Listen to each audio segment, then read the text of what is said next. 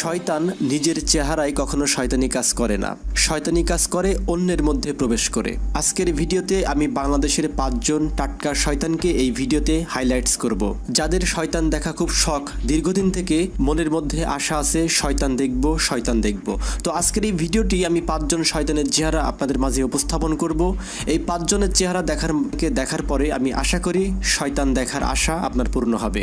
শয়তানের প্রধান কাজ হলো ইসলামের ক্ষতি করা, আর ইসলামের ক্ষতি করতে হলে প্রথম কাজ হবে ইসলামের ধর্মীয় পোশাকে নিজেকে আবদ্ধ করা। তো সুতরাং ইসলামের ধর্মীয় পোশাক পরে যারা ইসলামের সবচাইতে বড় ক্ষতি করছে, এদেরকে মূলত মানুষ বলা যায় না, কারণ এদের মধ্যে কোনো মানবতা থাকে না, এদের মধ্যেই মূলত ইবলিশ শয়তান বাস করে। সুতরাং এদের চেহারাটা আপনি যখন দেখবেন মনে করবেন যে আমি ইবলিশ শয়তানের চেহারা দেখছি, কারণ ইবলিশ শয়তানের বসবাস এদের মাঝেই। তো চলুন আর বেশি কথা বলবো না, বাংলাদেশে জন্ম নেওয়া 5 জন মানুষরূপী শয়তানের সঙ্গে আপনাদের পরিচয় করিয়ে দিই। বাংলাদেশের 5টি টাটকা শয়তানের মধ্যে 1 নাম্বার টাটকা শয়তান হলো দাজ্জাল বক্তা মাওলানা হাবিবুর রহমান রেজভী। মাওলানা হাবিবুর রহমান রেজভীকে অনেকেই চেনেন, কারণ তার অনেক ওয়াজ ইউটিউবে আপলোড করা আছে। তিনি দীর্ঘদিন যাবৎ ইসলাম বিরোধী বক্তব্য বিভিন্ন জায়গায় তিনি দিয়ে আসছিলেন, যুবকদেরকে ভ্রান্ত ধারণা দিয়ে বিপথে পরিচালনা করছিলেন। কারণ একজন শয়তানের কাজই হলো ইসলামের মূল শিখর থেকে মানুষকে কনভার্ট করে ফেলা। এই টাটকা শয়তানের কাজ ছিল তার আন্ডারে অনেক ছোট ছোট শয়তান তৈরি করা। মূলত ইতিমধ্যে তিনি অনেক ছোট ছোট শয়তান তৈরি করতেও সক্ষম হয়েছে ব্রেন ওয়াশের মাধ্যমে। এটা ওয়াজ মাহফিলে বক্তব্য রাখার সময় ইসলাম বিরোধী কথাবার্তায় বেশি বলতেন। মুসলমানদেরকে ধর্ম থেকে কিভাবে কনভার্ট করা যায়, কিভাবে ভালোবাসা থেকে তাদেরকে দূরে রাখা যায়, সে চিন্তায় তার মাথার মধ্যে সবচাইতে বেশি ঘুরপাক খেলত। সর্বশেষে একটি ওয়াজ করার সময় তিনি বলেছিলেন, মহানবী হযরত মুহাম্মদ সাল্লাল্লাহু আলাইহি ওয়াসাল্লাম মুসলমান ছিলেন না, এবং যারা বিশ্বাস করবে মহানবী হযরত মুহাম্মদ সাল্লাল্লাহু আলাইহি ওয়াসাল্লাম মুসলমান ছিলেন, তাদের ঈমান থাকবে না। নাউজুবিল্লাহ।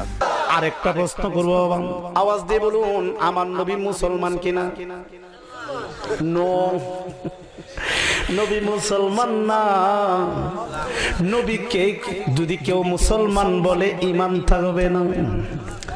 যেটা জীবনে শুনছেন কিনা জানি না, গভীর খেয়াল করে শুনবেন। নবী মুসলমান না।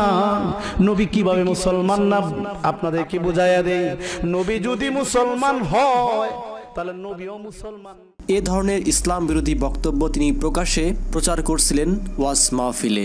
পরবর্তী সময়ে তার ওই বিতর্কিত ওয়াজটি যখন ইউটিউবে এবং ফেসবুকে আপলোড করা হয় এবং সেটি যখন ভাইরাল হয়, তখনই গণরোষের সৃষ্টি হয়। পরবর্তী সময়ে ওই এলাকার ইসলাম প্রিয় তৌহিদি জনতা এই টাটকা শয়তান হাবিবুর রহমান রেজভীকে ধরে গণধোলাই দেয়।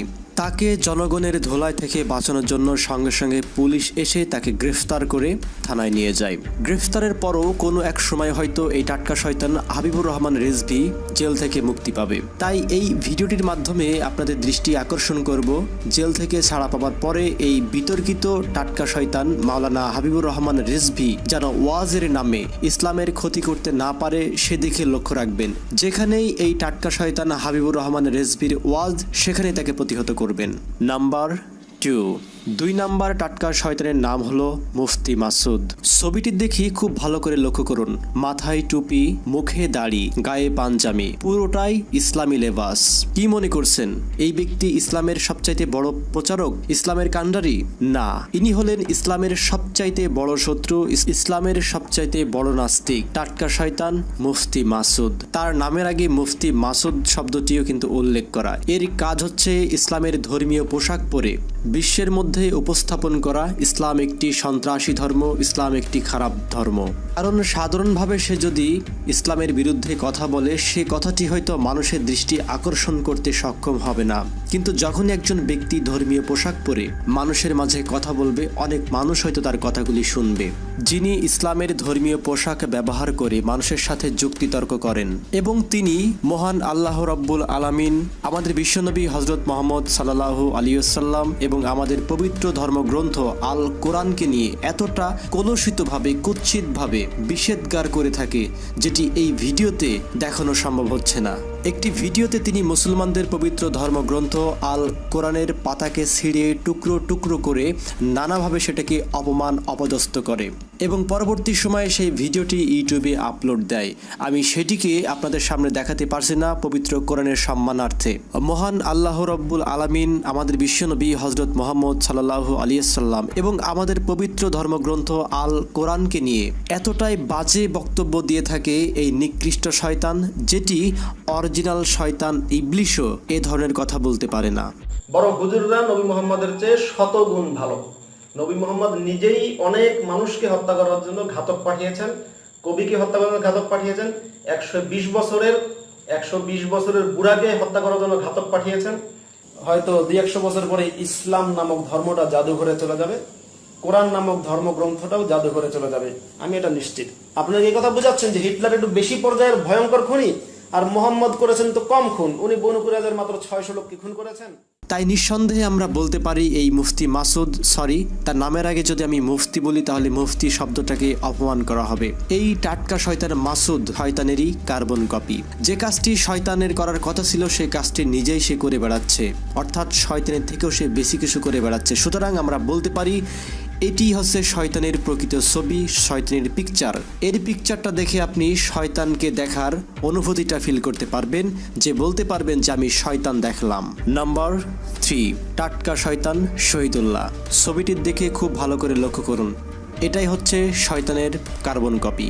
এই শয়তানটিকে যখন বাংলাদেশের আইন শৃঙ্খলা রক্ষাকারী বাহিনী গ্রেফতার করে তখন বাংলাদেশের অনেক গণমাধ্যম তাদের শিরোনাম করে ইয়াবা হুজুর আটক, মসজিদ থেকে ইয়াবা হুজুর আটক। এই ধরনের টাইটেল দেওয়াটা কতটুকু যৌক্তিক তা আমি জানি না। এখানে তাকে ইয়াবা হুজুর বলে সম্বোধন করা হচ্ছে, যেটি মোটেও ঠিক না। কারণ এই ব্যক্তি প্রকৃতপক্ষে কখনো হুজুর হতে পারে না, বরঞ্চ সে ইসলামের ধর্মীয় লেবাস হুজুরদের পোশাক পরে সে ক্রাইম করছে।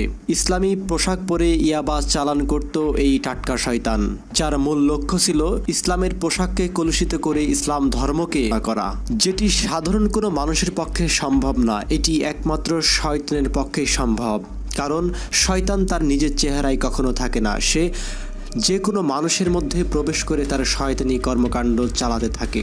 নিঃসন্দেহে বলতে পারি এটি একটি শয়তানের চেহারা। এটি হচ্ছে শয়তানের কার্বন কপি। একে দেখা মানেই শয়তানের চেহারাকে দেখা হয়ে যাচ্ছে। নাম্বার 4, বাংলাদেশে জন্ম নেওয়া আরেকজন টাটকা শয়তানের নাম হলো নজরুল ইসলাম, যিনি বিভিন্ন মঞ্চে আলেম ওলামাদেরকে অপমান করে কথা বলে এবং মুসলমানদের পবিত্র ধর্মগ্রন্থ আল কোরআনের আয়াতকে বিকৃত করে পাঠ করে। এমনকি তিনি কখনো কখনো নিজে নিজে কোরআনের আয়াত তৈরি করে জনসম্মুখে প্রচার করে, যেটি শয়তানও কোনোদিন করেনি, তিনি করে। তার বিরুদ্ধে যদি কেউ কথা বলে তিনি বিভিন্ন সময় ভয় দেখিয়ে থাকেন, শেখ হাসিনা আমার ভাতিজি, আমি হলাম শেখ হাসিনার চাচা। কিন্তু একটি সূত্রে জানা যায় বাংলাদেশের প্রধানমন্ত্রী শেখ হাসিনা তাকে চিনেই না। তিনি বরঞ্চ শেখ হাসিনার নাম ভাঙিয়ে এই সমস্ত ভণ্ডামি করে বেড়ান বিভিন্ন ওয়াজ মাহফিলে।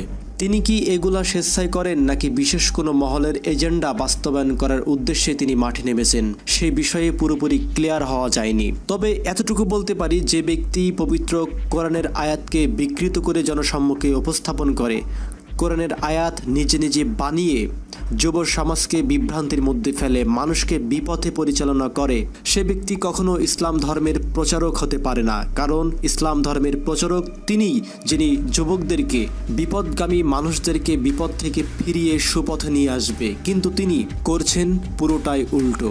তাই নিঃসন্দেহে বলতে পারি এই নজরুল ইসলাম ইবলিশের একটি কার্বন কপি। নাম্বার 5 নাম্বার টাটকা শয়তানের নাম হলো সিরাজউদ্দৌলা। ইনিও ইসলামের লেবাসধারী, মাথায় টুপি, মুখে দাড়ি, গায়ে পাঞ্জামি। কারণ ইসলামের ক্ষতি করতে হলে তো ইসলামের লেবাসটি নিতেই হবে। এই ব্যক্তিটি হলেন একাধারে যৌন নিপীড়ক, ধর্ষক, অত্যাচারী এবং খারাপ মানুষ।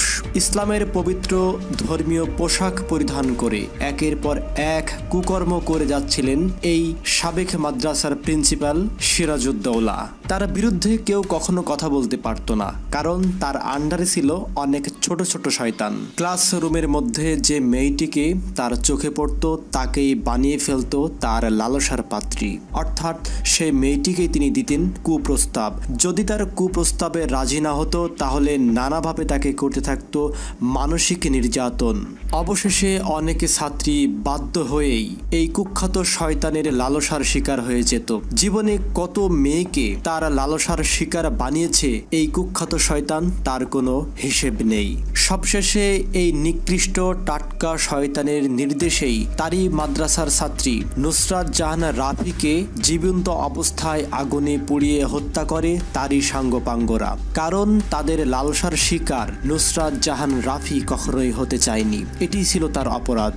সবশেষে বলতে পারি এই সিরাজউদ্দৌলা ইবলিশ শয়তানের একটি কার্বন কপি, কারণ তাকে দেখলেই শয়তান দেখার কোনো প্রয়োজন নেই।